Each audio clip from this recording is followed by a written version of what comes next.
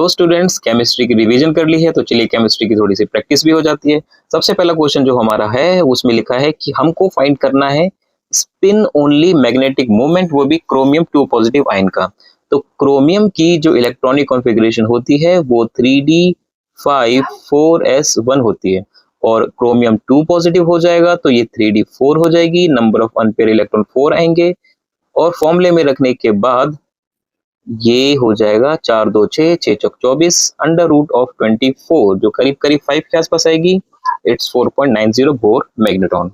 चलिए अगले क्वेश्चन की तरफ बढ़ते हैं। लिखा which of the following is cationic detergent. देखो वैसे तो ये हमारा चैप्टर डिलीट हो चुका, पर फिर भी आपको बता देता हूँ, जो सिटाइल ट्राइमेथाइल अमोनियम ब्रोमाइड होता है ये हमारा एक कटाइनिक डिटर्जेंट होता है। ठीक है, चलिए अगला क्वेश्चन देखते हैं। लिखा which of the following set of molecule will have zero dipole moment.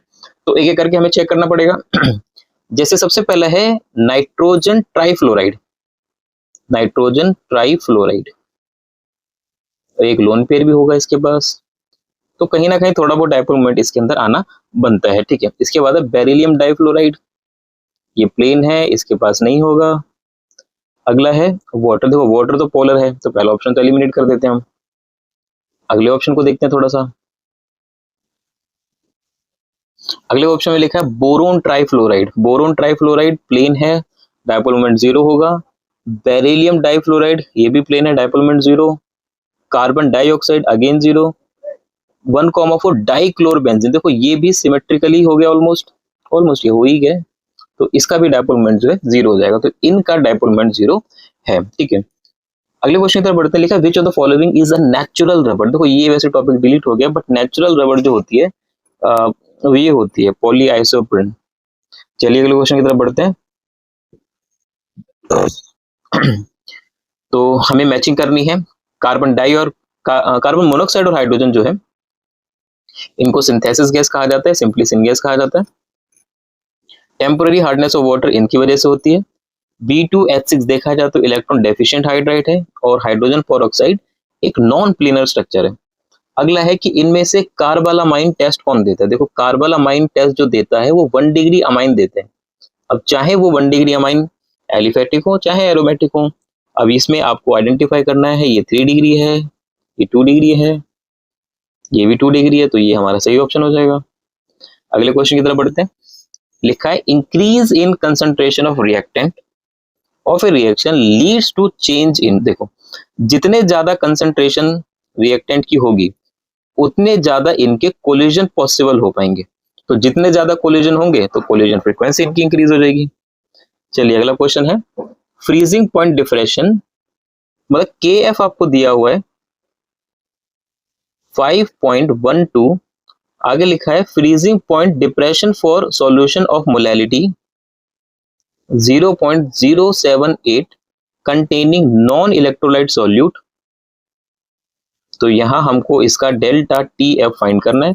अच्छा एक चीज याद रखिए, ये नॉन इलेक्ट्रोलाइट दिया हुआ है तो वेंटो फैक्टर हमारा 1 हो जाएगा। हमें इसका डेल्टा TF फाइंड करना है जो कि होता है KF इंटू M। तो KF है हमारा 5.12 और M है हमारा 0.078, तो हमें इसको सिर्फ मल्टीप्लाई करना है और हमारा आंसर आ जाएगा।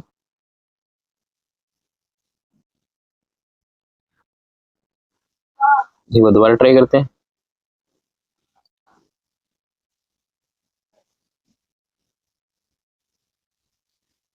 .12 मल्टीप्लाइड 0.078 गिव्स, पता नहीं कि सॉल्यूशन कर रहा।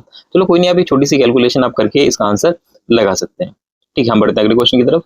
लिखा है identify a molecule which does not exist. इसमें से कौन सा मॉलिक्यूल है जो एग्जिस्ट नहीं करता। आपको बस ये देखना बॉन्ड ऑर्डर जीरो किसका, वैसे आपको देख के पता चल गया होगा कि ये वाला मॉलिक्यूल एग्जिस्ट नहीं करता। कई सारे क्वेश्चंस भी आपने इसके किए होंगे। अगला है एनिसोल। तो भाई एनिसोल की आप क्लीवेज करा रहे हो।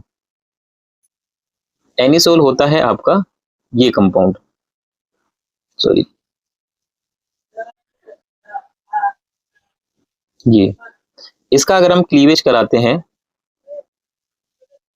इसके साथ HI के साथ, तो H पॉजिटिव ये इसकी तरफ अट्रैक्ट होगा और ये इसकी तरफ, तो फिनॉल और मिथाइल आयोडाइड इस केस में क्रिएट हो जाएंगे। चलिए अगला क्वेश्चन देखते हैं। यहाँ पर हमें चेंज इन ऑक्सीडेशन स्टेट बताना है। देखो यहाँ कार्बन जो है ये +4 है, इधर -4, तो नहीं सॉरी उल्टा करते, ये हाइड्रोजन के साथ है, तो यहाँ पर जो कार्बन है ये -4 है और इधर जो कार्बन है ये +4 है, तो ये ऑक्सीडेशन स्टेट यहाँ पर इसने शो करी है।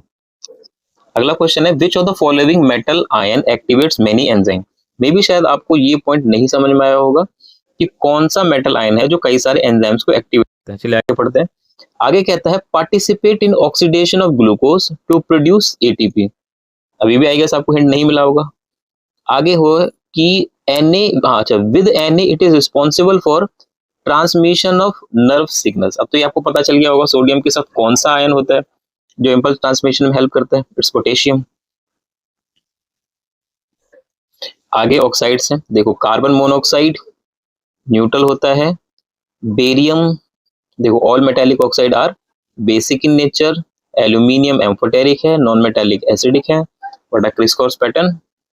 चलिए अगले क्वेश्चन की तरफ देखते हैं। हमको एक रिएक्शन दी हुई है जिसमें 2 क्लोरीन के एटम मिलकर क्लोरीन का मॉलिक्यूल बनाते हैं। तो देखो जब भी बॉन्ड की फॉर्मेशन होती है तो एनर्जी रिलीज होती है। अब एनर्जी अगर रिलीज हुई है तो डेल्टा H का साइन नेगेटिव होगा, ठीक है। और यहाँ पर ये एटम है मोर एनर्जी, ये मॉलिक्यूल बन के लेस एनर्जी, तो इनकी जो एंट्रोपी होगी, इनकी एंट्रोपी जो है वो भी क्या हो चुकी है, डिक्रीज हो चुकी है, ठीक है। तो एंथैल्पी जो है डेल्टा H ये भी 0 से छोटी है और एंट्रोपी भी, ठीक है, 0 से छोटी है। तो ये ऑप्शन इनका जो है सही है कि एंट्रोपी भी डिक्रीज हो गई है। अगले क्वेश्चन की तरफ देखते हैं। लिखा है identify the correct statement from the following, ठीक है। सबसे पहले स्टेटमेंट है CO2 gas is used as refrigerant. देखो CO2 तो यूज करते हैं पर सॉलिड फॉर्म में यूज करते हैं, गैस में नहीं करते। अगला है structure of C60 contains 12 6 carbon rings and 25 carbon rings. ये थोड़ा उल्टा कर दिया, 26 कार्बन होती है और 12 5 कार्बन होती है, तो ये भी गड़बड़ है, ये भी गड़बड़ है। GSM5 जियोलाइट है, ठीक है, कलरलेस ऑर्डरलेस, ये भी ठीक है। C और D इसके दोनों ठीक है। चलिए चलिए आगे है, आपके पास है बेंजल्डिहाइड और है आपके पास एसीटोफिनोल मतलब कीटोन। कीटोन और बेंजल्डिहाइड ऑब्वियस सी बात है, इट्स क्रॉस एल्डोल कंडेंसेशन, क्योंकि डाइल्यूट NaOH के साथ ही कर रहे हैं। अगले क्वेश्चन की तरफ बढ़ते हैं। लिखा which of the following can not be made by Wurtz reaction. देखो वुड्स रिएक्शन जो होता है ये even number of carbon atom देता है। अब यहाँ पर ऑड नंबर कौन सा है, सिर्फ अकेला ये, तो ये यहाँ पर नहीं बन पाएगा। अगले क्वेश्चन की तरफ बढ़ते हैं। लिखा है फॉर अ फ्री एक्सपेंशन, देखो अगर एक्सपेंशन फ्री हो रहा है मींस वर्क डन 0 हो रहा है। Ideal gas under adiabatic process मतलब Q भी 0 हो रहा है। Delta U Q plus W वो भी 0 हो जाएगा, तो टेम्परेचर भी 0 हो जाएगा। अगले क्वेश्चन की तरफ बढ़ते हैं। लिखा है HCl को पास किया गया CaCl2 से, MgCl2 से और NaCl से। आगे लिखा which of the following compound crystallises, ठीक है। देखो इसमें अगर सॉल्युबिलिटी प्रोडक्ट और आयनिक प्रोडक्ट में घपला किसी के होगा तो वो होगा NaCl, तो यही अकेला जो है प्रेसिपिटेट आ जाएगा। दूसरी बात, इन दोनों की जो सॉल्युबिलिटी होती है ना वो कंपैरेटिवली काफी ज्यादा होती है, इसलिए अगर कोई प्रेसिपिटेट होगा या क्रिस्टलाइज होगा तो वो NaCl होगा। अगला क्वेश्चन है mixture which shows positive deviation, ठीक है, आपको पता ही होगा, आपने डायरेक्ट याद किया है इसको। अगले क्वेश्चन की तरफ बढ़ते हैं। विच of the following has maximum number of atoms. देखिए आपको गिवन मास पूरा को पूरा दिया हुआ है, आपको सिर्फ मोलर मास में देखना है। मोलर मास जितना कम होगा नंबर ऑफ एटम्स उतना ज्यादा आएंगे, ठीक है। रीजन, क्योंकि देखो नंबर ऑफ एटम्स का फॉर्मूला होता है given mass by molar mass into Na। ये भी कांस्टेंट है, ये भी कांस्टेंट है, तो ये एक दूसरे की इनवर्स में जा रहे हैं।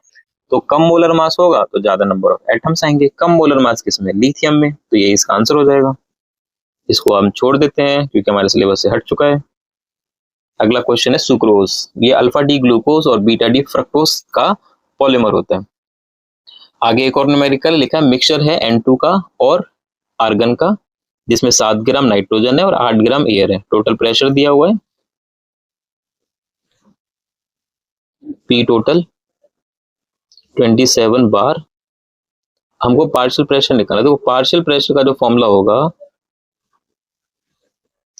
वो इसका मोल फ्रैक्शन और पी टोटल होगा। तो हमको क्या करना है, पहले इसका मोल फ्रैक्शन निकालना है। ठीक है, तो नाइट्रोजन के लिए लगाएंगे हम गिवन मास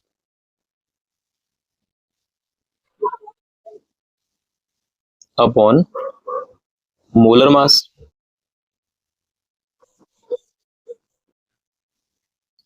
28 1/4 0.25। आर्गन के लिए देखें,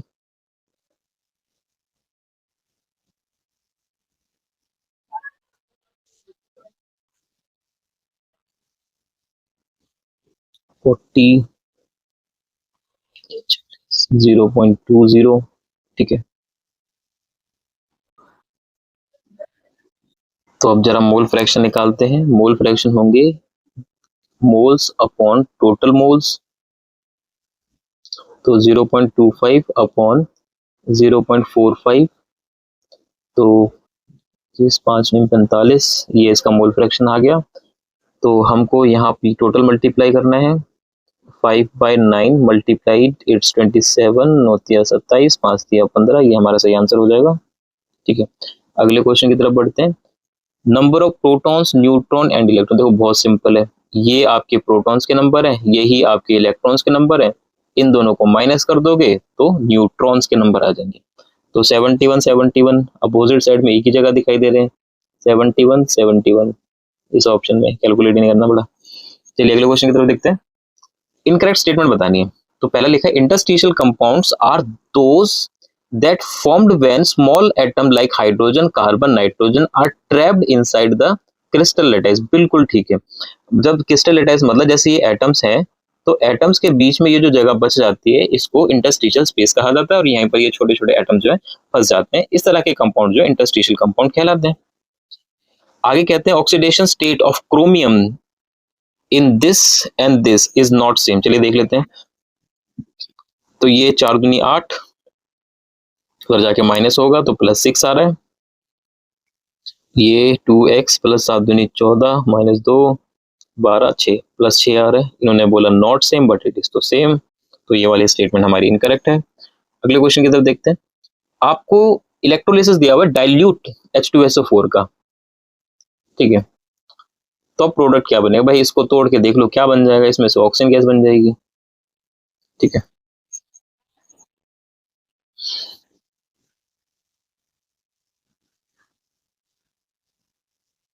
अगले क्वेश्चन की तरफ देखते हैं। लिखा है एक टर्शरी ब्यूटाइल कार्बोकटायन जो है ज्यादा स्टेबल है सेकेंडरी ब्यूटाइल कार्बोकटायन। देखो ये ज्यादा स्टेबल होता है just because of hyper conjugation. उसके पास 9 हाइड्रोजन है, ठीक है, 3 6 3 9, और इसके पास 5 6 7 6 होंगे ज्यादा से ज्यादा। तो हाइपर कंजुगेशन की वजह से वो ज्यादा स्टेबल आयन है। ठीक है, अगले क्वेश्चन की तरफ बढ़ते हैं। हमको इसमें एक्स आइडेंटिफाई करना है। ठीक है, देखिए आपको हाइड्रोलिसिस करना है, और हाइड्रोलिसिस के बाद आप बेंजल्डिहाइड बना रहे हो, तो यकीनन यहाँ पर कौन होंगे, डाई हैलाइड्स होंगे। अब इसमें से आप देख लो डाई हैलाइड कहाँ बन रहा है आपका, इसमें डाई हैलाइड पहले ऑप्शन में ही बन रहा है। चलिए अगला क्वेश्चन है, यूरिया रिएक्ट करता है वाटर के साथ तो ये बनाता है कोई कंपाउंड बी।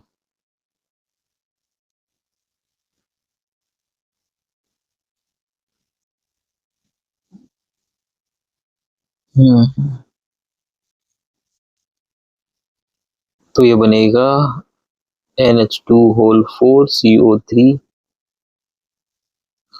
अब ये डिसोसिएट होगा, अमोनियम आयन बनेंगे और कॉपर के, तो ये अमोनियम आयंस वगैरह जो है यहाँ क्रिएट होंगे। ठीक है, और डीप ब्लू कलर तो वैसे आता भी इसी की वजह से, ये हिंट रह गया इसमें, ये पढ़ लेते तो इजीली आंसर हो ही जाता है। चलिए अब इनकरेक्ट बताना है। अनिल अनियम मेंडलीवियम होता है, अनिल ट्राइयम लॉरेंसियम होता है, अनिल हेक्सियम सिबोरियम होता है, पर अन अन अनियम 111 ये रॉयंटजन वाला होता है। रोएंटजेनियम। तो इसका आई गेस ऑप्शन ये यही इनकरेक्ट है, पी के साथ 4। हाँ ये अच्छा, रोएंटजन वो थे जिन्होंने एक्स रे डिस्कवर करी थी। ठीक है, चलिए अगले क्वेश्चन की तरफ बढ़ते हैं। हमको रेट कांस्टेंट दिया हुआ है के 4.606 10⁻³ आगे पूछा time required to reduce, initial concentration 2 gram है और फाइनल कंसंट्रेशन 0.2 ग्राम है। इनिशियल है 2 और फाइनल है 0। चलिए तो कि हमको इसमें टी फाइंड करना है। टी होता है 2.303 डिवाइडेड बाय के log initial concentration upon final concentration. ठीक है, तो ये पॉइंट हटेगा 2 जगह का, ये 10 हो जाएगा, लॉग 10 1 होता है। तो 2.303 डिवाइडेड बाय 4.606 10⁻, जो माइनस किया वो चली जाएगी ऊपर, तो ये करीब करीब देखो 2 टाइम्स चला जाएगा, तो ये आपका आ जाएगा 1000/2 मीन्स 500 सेकेंड्स। ये हो गया इसका आंसर। अच्छा ये तो हट चुका है, इसको रहने देते हैं। आगे हमारे पास फील्ड स्ट्रेंथ का ऑर्डर देखो, साइनाइड सबसे ज्यादा होता है, ठीक है। सेकंड नंबर पे कार्बोक्सिलेटो, ठीक है। अब एफ में और एससीएन में हमको देखना है, याद रखिएगा एससीएन जो है इसकी फील्ड स्ट्रेंथ फ्लोरीन के कंपैरिजन में ज्यादा होती है। ठीक है, एससीएन जो है फ्लोरीन के कंपैरिजन में ज्यादा। चलिए अगले क्वेश्चन की तरफ बढ़ते हैं। पेपर क्रोमेटोग्राफी, देखो ये जो होता है ना पार्टीशन क्रोमेटोग्राफी का एग्जाम्पल होता है। ये 11th क्लास की जो जीओसी है उसके अंदर ये सारे टॉपिक दिए हुए हैं, काफी सारे हैं भाई, पढ़ते रहना उसको। उसमें से एक क्वेश्चन तो भाई पक्का आता ही आता है। ठीक है, अगला है कि इसमें से हमें करेक्ट, अच्छा ये तो खैर मेटलर्जी हटा दीजिए, इसको ये नहीं आने वाला। अच्छा अगला क्वेश्चन है N alkene on ozonolysis gives methanal, मतलब मिथेनल वही दे सकता है जहां पर डबल बॉन्ड टर्मिनल कार्बन पर हो। यहाँ तो है ही नहीं, यहाँ बीच में लगा हुआ है, यहाँ भी बीच में लगा हुआ है, तो इसमें अगर कोई दे सकता है तो वो ये दे सकता है कि जब ये यहां से टूटेगा, सिर्फ इस सिचुएशन में ही जो है मीथेनल पॉसिबल हो सकता है और किसी के साथ पॉसिबल नहीं होगा। ठीक है, अगला क्वेश्चन है हमारे पास, अगेन न्यूमेरिकल है, सुक्रोज दिया हुआ है, हमें इसमें केसी की वैल्यू दी हुई है 2 × 10⁻13 और डेल्टा आर जी हमें पूछे, देखो सीधा सीधा आंसर है ये -RT ln/Kc। ये वैल्यू देखो कहाँ फिट हो रही है, आर 8.314, टी 300 केल्विन, ln/Kc, केसी की वैल्यू एक ही जगह है, ये दो ऑप्शन में से एक होगा। अब आंसर में क्या आगे माइनस आता तो ये ज्यादा सही हो जाएगा इसका। चलिए अगले क्वेश्चन की तरफ बढ़ते हैं। लिखा number of faraday required to produce 20 gram of calcium from molten calcium chloride. ठीक है, तो देखो कैल्शियम क्लोराइड को अगर हम निकालते हैं तो यहाँ हमारे पास कैल्शियम 2 पॉजिटिव बचता है और 2 Cl नेगेटिव बचते हैं। तो कैल्शियम 2 पॉजिटिव करेगा 2 इलेक्ट्रॉन का गेन, तो बन जाएगा कैल्शियम।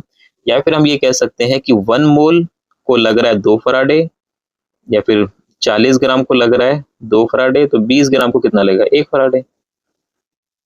चलिए इस क्वेश्चन को हम हटा देते हैं, ये नहीं है हमारे पास फिलहाल। बेसिक अमीनो एसिड देखो लाइजिन होता है, आर्जिनिन होता है। आगे find out solubility of NiOH in 0.1 NaOH। तो हमारे पास जो OH नेगेटिव की कंसंट्रेशन है ये 0.1 ले लेते हैं, इसे हटा देते हैं, और KSP हमको चाहिए किसका, Ni का, और 2 × OH का। ठीक है, थोड़ा सा कैलकुलेट करेंगे और एक सेकेंड।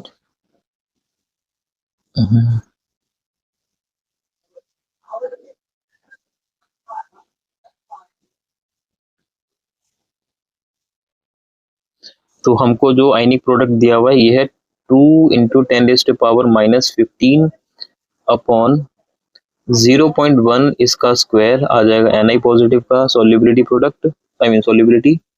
और देखो 0.1 का अगर आप स्क्वायर करते हो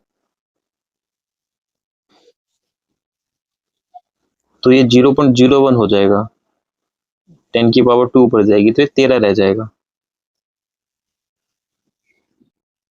अगले क्वेश्चन की तरफ जाते हैं। लिखा है which of the following is not correct about carbon monoxide. Carbon monoxide के लिए इनमें से कौन सी चीज करेक्ट नहीं है। लिखा carbon mono carboxy haemoglobin less stable then oxygen. देखो ये बिल्कुल गलत स्टेटमेंट है। एक चीज हमेशा याद रखना, अगर हीमोग्लोबिन को 3 गैसेस से जुड़ना है, कार्बन मोनोऑक्साइड, कार्बन डाइऑक्साइड और ऑक्सीजन, तो इसके साथ अगर एफिनिटी 20% है तो इसके साथ एफिनिटी 200% है। इनकी एफिनिटी ये मान लो 2% है, ये इनकी एफिनिटीज होती है। अगर हीमोग्लोबिन ऑक्सीजन से जुड़ता है तो ये बनाता है रिवर्सेबल तरीके में ऑक्सी हीमोग्लोबिन। इवन अगर ये कार्बन डाइऑक्साइड से भी जुड़ता है तो भी रिवर्सेबल तरीके से जुड़ता है और ये बनाएगा कार्बा अमीनो हीमोग्लोबिन। बट अगर ये कार्बन मोनोऑक्साइड से जुड़ गया तो ये एक परमानेंट प्रोडक्ट, स्टेबल प्रोडक्ट बन जाता है जिसका नाम है कार्बोक्सी हीमोग्लोबिन। और ये जहरीला है, अगर ये बन गया तो हीमोग्लोबिन फ्री नहीं हो पाएगा और फिर आगे आप समझ ही गए होगे, काफी खतरनाक चीज हो जाएगी। बाकी ऑप्शन इसके जो है सही लिखे हुए। अगले क्वेश्चन की तरफ बढ़ते, लिखा रिएक्शन बिटवीन एसीटोन, एसीटोन इसकी रिएक्शन करा रहे हैं हम मिथाइल मैग्नीशियम क्लोराइड से, methyl magnesium chloride Grignard reagent. तो ये अटैच होगा इसके साथ, ये इसके साथ हाइड्रोलिसिस हो जाएगा तो OH आ जाएगा। तो ये हमारे पास बन जाएंगे टर्शरी, सॉरी टर्शरी क्यों बनेगा ये, हाँ टर्शरी बन जाएगा ना, CS टर्शरी अल्कोहल बन जाएगा, टर्शरी ब्यूटाइल अल्कोहल। चलिए अगले क्वेश्चन की तरफ देखते हैं। 2 ब्रोमोपेंटेन, 2 ब्रोमोपेंटेन से हमको बनाना है पेंट 2 इन, 1 2 3 4 5। तो ये क्या है, तो ऑब्वियस सी बात है, देखो HBr निकलेगा तो बीटा एलिमिनेशन भी है, सेटजेव रूल भी फॉलो करेगा, डीहाइड्रोहेलोजिनेशन रिएक्शन भी है। अब यहाँ पे डिहाइड्रेशन नहीं है तो ये तीनों ऑप्शन हमारे सही है, A, B और C। ठीक है 45 क्वेश्चन हो गए। तो बड़े आराम से बहुत जल्दी से हमने 45 क्वेश्चन कर लिए। अगर आपने यहाँ तक वीडियो देखी तो आप कमेंट में बताइए कि आपके कितने क्वेश्चन जो है सही हुए हैं। बाकी मिलते हैं कल एक और पेपर के साथ, तब तक के लिए good luck, best of luck. यहाँ तक आ गए तो वीडियो को लाइक कर लो, चैनल को कर लो सब्सक्राइब। ऐसे ही बायो के भी मैंने बहुत सारे क्वेश्चन डाले हैं, आप उनको भी चेकआउट जरूर कर लेना। Good night.